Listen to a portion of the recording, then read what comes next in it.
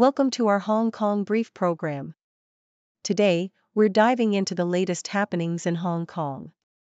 First up, the used home price index has plummeted to its lowest level in nearly 8 years, dropping 1.9% in July. This decline marks the third consecutive month of falling prices, as buyer demand weakens amid rising borrowing costs and a surplus of unsold homes. Next, the stock market is feeling the heat as investors remain cautious ahead of Nvidia's earnings report. The Hang Seng Index has wavered, closing down slightly, while notable stocks like Baidu and Alibaba also faced declines. However, some companies, like JD.com and Anta Sports, managed to limit losses through stock buybacks, keeping the market from sinking further. Lastly, the Spanish retailer Mango has made a savvy move by securing a prime retail location in central Hong Kong at over 50% off peak rent prices. This comes as the retail market continues to struggle post-pandemic, with many businesses facing challenges. Please stay tuned for more detailed coverage. South China Morning Post reports that Hong Kong's used home price index has plunged to its lowest point in nearly 8 years, with a notable drop of 1.9% in July alone.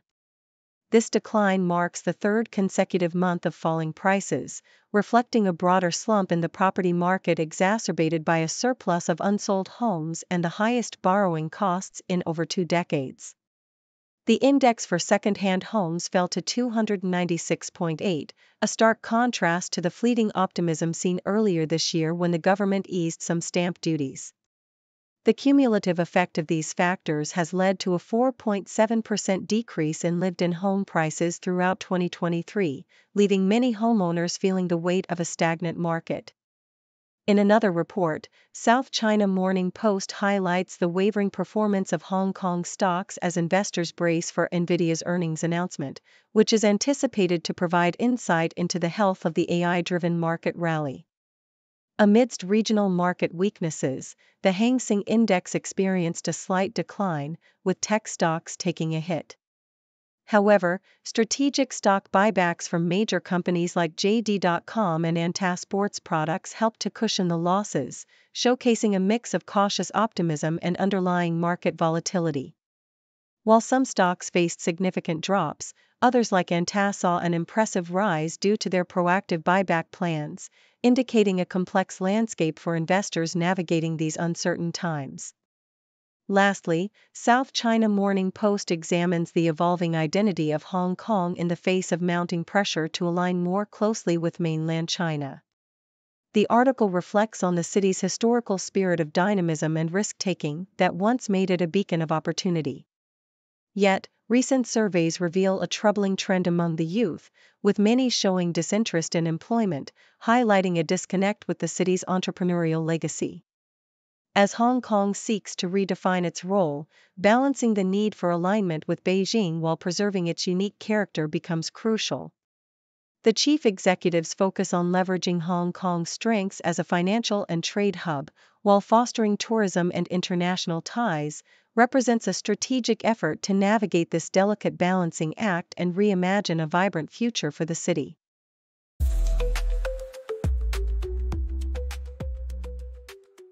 South China Morning Post reports that a groundbreaking medical research team in Hong Kong is on the brink of developing new antibiotics to combat superbugs, a pressing global health concern.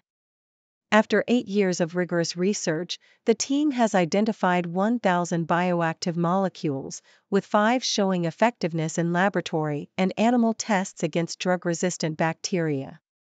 However, the path to market approval is lengthy, as current regulations require drugs to be registered in at least 2 countries before being available in Hong Kong. The upcoming establishment of the Hong Kong Center for Medical Products Regulation aims to streamline this process, allowing local approvals and potentially positioning Hong Kong as a hub for medical innovation. Experts emphasize the need for specialized talent to ensure the success of the new system, which could significantly reduce the approval timeline for new drugs and enhance patient access to innovative treatments. In another development, Spanish fast fashion retailer Mango has secured a prime retail location in Hong Kong's Central District at a staggering 50% discount, reflecting the ongoing struggles of the city's retail sector. The store, set to occupy 14,000 square feet, is part of a trend where brands are taking advantage of lower rents due to the pandemic's impact on tourism and consumer spending. With retail sales continuing to decline, the market has seen a shift in leasing dynamics, with vacancy rates improving slightly in key areas. This move by Mango highlights the challenges and opportunities within Hong Kong's retail landscape as businesses adapt to changing economic conditions. Additionally, the South China Morning Post covers a significant legal case in Hong Kong, where 7 defendants are facing life imprisonment for their alleged roles in a thwarted bomb plot aimed at police during the 2019 social unrest. This unprecedented case, charged under a UN anti-terrorism law, has drawn attention due to the serious nature of the allegations. The jury has been tasked with determining whether the defendants conspired to carry out the attack, which involved a detailed plan to use explosives and firearms against law enforcement. The prosecution's case relies heavily on chat messages and testimonies, while the defense argues that the activities cited do not amount to a conspiracy. The outcome of this trial could set a significant legal precedent in Hong Kong's approach to terrorism-related offenses.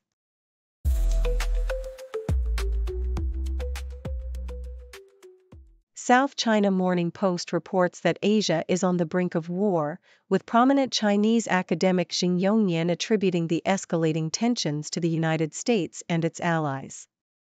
Xing warns that the region could become a powder keg, particularly with the ongoing nuclear threats on the Korean peninsula. He argues that despite the US's claims of promoting peace, its actions have led to increased militarization and nationalism in Asia. The professor highlights the deepening divisions between the US and China on various issues, including trade and technology, and points to Taiwan and the South China Sea as potential flashpoints. He expresses concern that the US is constructing a global war framework rather than containing conflicts, with NATO's focus shifting towards China, which could exacerbate tensions. In another article from South China Morning Post, the spotlight shifts to the glamorous world of royalty, as Grace Kelly's grandson, Alexander Grimaldi Coste, is rumored to be dating Savannah Hennessy, a scion of the Cognac dynasty. The couple has been spotted at high-profile events, including a Gucci show and the glorious Goodwood horse racing event. Grimaldi Coste, who is studying in London, shares a royal lineage with Hennessy, who is the granddaughter of Princess Barbara of Orleans. Hennessy is making a name for herself in the fashion world, attending events for luxury brands and showcasing her lavish lifestyle on social media. The article highlights their budding romance against the backdrop of their noble backgrounds and the connections they share within the royal circles. Lastly, the South China Morning Post covers the rise of Indonesian cinema, particularly through the success of Joko Anwar's new Netflix sci-fi series, Nightmares and Daydreams.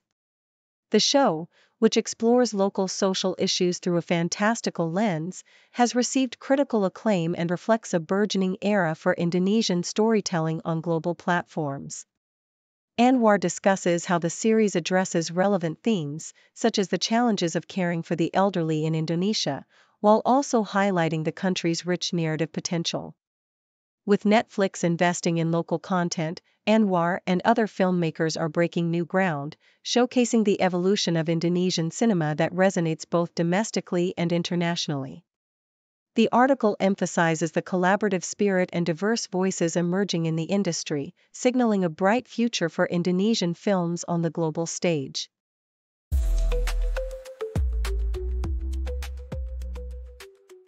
South China Morning Post reports on the unconventional yet enduring marriage of Bette Midler and Martin von Hazelberg, who have been together for nearly 40 years. Midler, the legendary actress and singer, attributes the success of their relationship to sleeping in separate bedrooms due to von Hazelberg's snoring.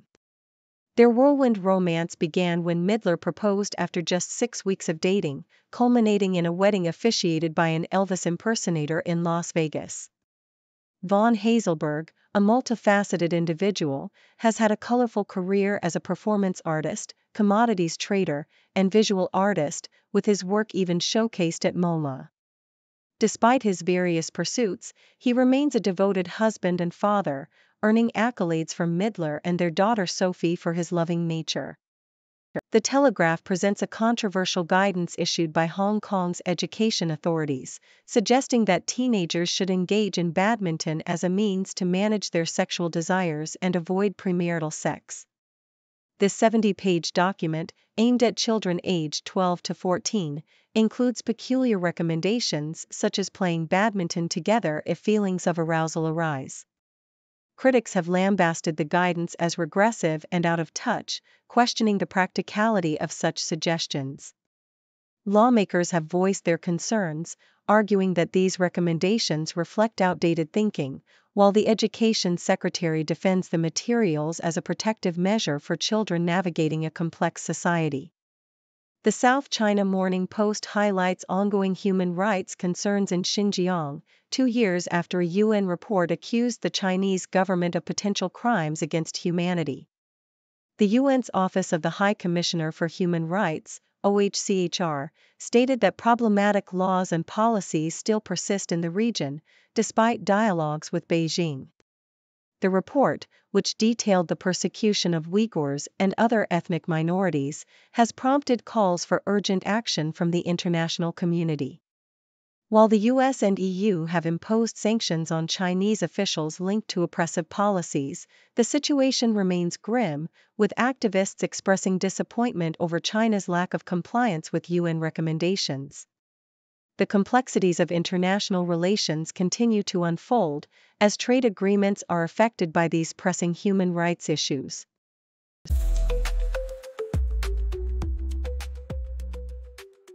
South China Morning Post reports that Hong Kong is urged to adopt a more flexible strategy regarding the southbound travel for Guangdong vehicles scheme, which will permit private cars from mainland China and Macau to enter the city. This call for reform follows a statement from a senior Beijing official emphasizing the need for breakthroughs in the initiative. Currently, under the plan, a limited number of vehicles will be allowed to cross the Hong Kong-Zhuhai-Macau Bridge, but they must park at a designated facility near the airport before entering the city. Lawmakers and former leaders are advocating for changes, such as allowing cars to travel on Lantau Island and creating park-and-ride facilities to ease access to popular destinations like Disneyland.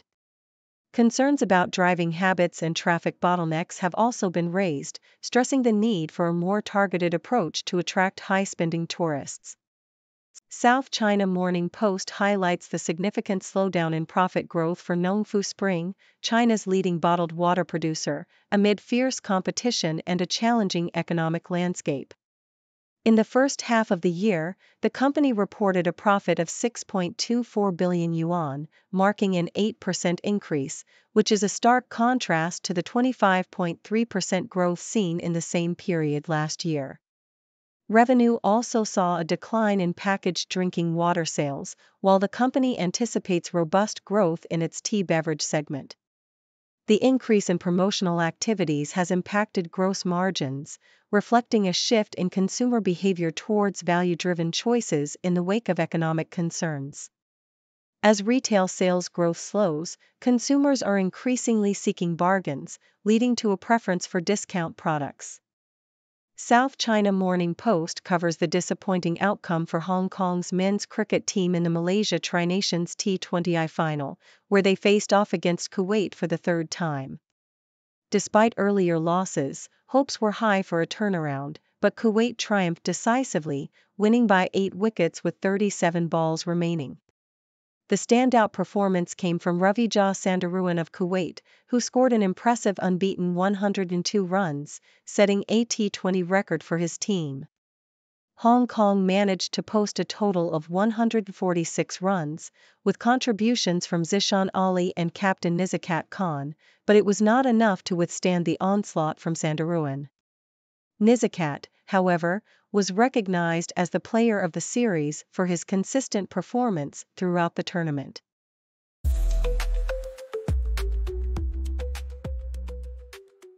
Thank you for tuning in.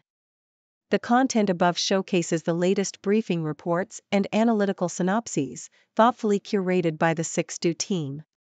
These insights stem from a wide array of reputable media outlets, think tanks, government sources, and specialized experts worldwide. We encourage you to explore these sources for a comprehensive perspective. Keep in mind that while the content may not always align with the official standpoint of 6do Brief, it's not meant to be taken as absolute directives for decision-making. Comprising seasoned media professionals, learned scholars, and accomplished scientists, the 6do team embodies a trailblazing, fully independent media entity. To customize 6do Brief to meet your professional needs, you have the option to subscribe to a diverse array of briefings on our website, 6dobrief.com. Regardless of your location, you can conveniently receive 6do Brief via email.